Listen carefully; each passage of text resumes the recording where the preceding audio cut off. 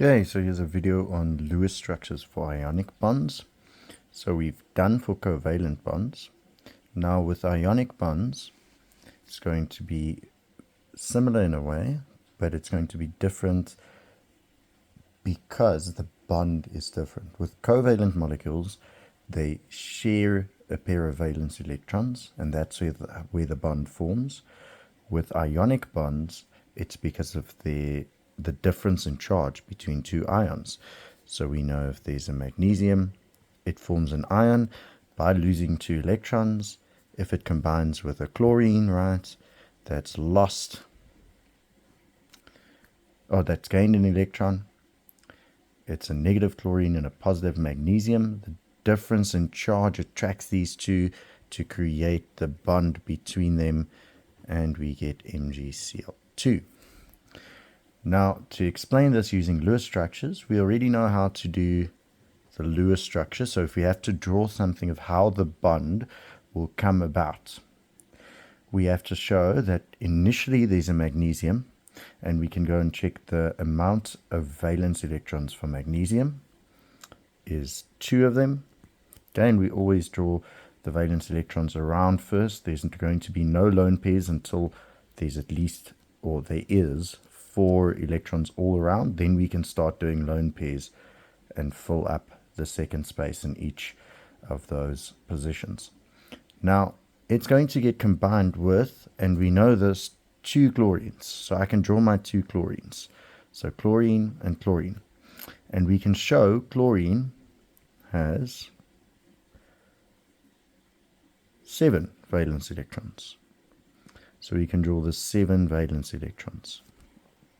Now what happens in a covalent bond, a covalent bond is they share the electrons. In an ionic bond, we're going to get that ions form. So this one donates its electrons, right? So it's donating the electron to there. It leaves the magnesium and goes to the chlorine. So the chlorine becomes a negative and the magnesium becomes a positive. So this arrows are to indicate that it's donating its electrons. After this donation, we get that this magnesium now has no valence electrons around it. It's donated both. So this magnesium, without any valence electrons, none around it, now has a charge of 2+. And we have 2 chlorines, each with a charge of 1-. Why does it have a charge of 1-? Because it had initially 7 valence electrons, right? And now it got 1 extra, that one that was donated from the magnesium. So that 1 extra electron would give it a negative charge. So we have 2 negative chlorines, 1 magnesium with a 2+. This would be the ionic covalent bond. To show a second example, we can say, okay, what happens if we are going to bond ionically, let's say, sodium and chlorine. That's also an easy one. Sodium plus chlorine forms sodium chloride, right? If we have to show this with a Lewis structure, right, we have to say, okay, the sodium originally has 1 valence electron. The chlorine originally has 1, 2, 3, 4, 5, 6, 7. What will happen is this thing will get donated by the metal and accepted by the non-metal. In other words, what happens is sodium now has no valence electrons around it.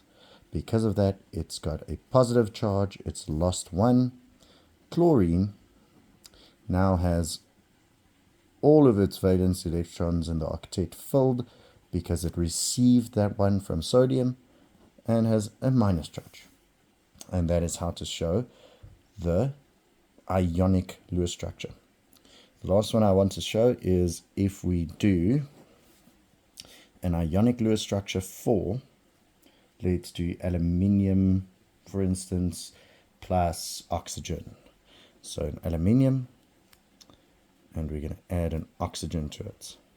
Okay, oxygen we know has 1, 2, 3, 4, 5, 6 you can see I've only paired the lone pairs, so the best way to actually draw this, okay, best practice was to go 1, 2, 3, 4, 5, 6. I'm only allowed to pair these once every single one is 1. I cannot write something like magnesium with 2 dots.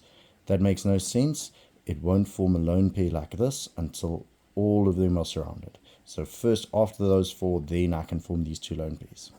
Okay, except for that, we have now this case. Okay, so we know the formula, all right, is going to be, since it's Al that forms a 3 plus and oxygen that forms a 2 minus, we can use the crisscross rule and say, okay, it's going to be Al 2O3. So we know there'll have to be 3 of these oxygens, each with, 5, 6, there's nothing there. 1, 2, 3, 4, 5, 6. Let me redraw this maybe on a different page so it looks a bit clearer. Okay, so let's do aluminium. To add 1, 2, 3 valence electrons, we're adding 2 aluminiums with 3 oxygens. 1, 2, 3 oxygens. 1, 2, 3, 4, 5, 6. 1, 2, 3, 4, 5, 6. And 1, 2, 3, 4, 5, 6. Okay, so what happens is the metal donates its electrons. So it donates to those 2 places, donates to here at the, let's do this one at the bottom. This one donates to that position. This one donates there and there.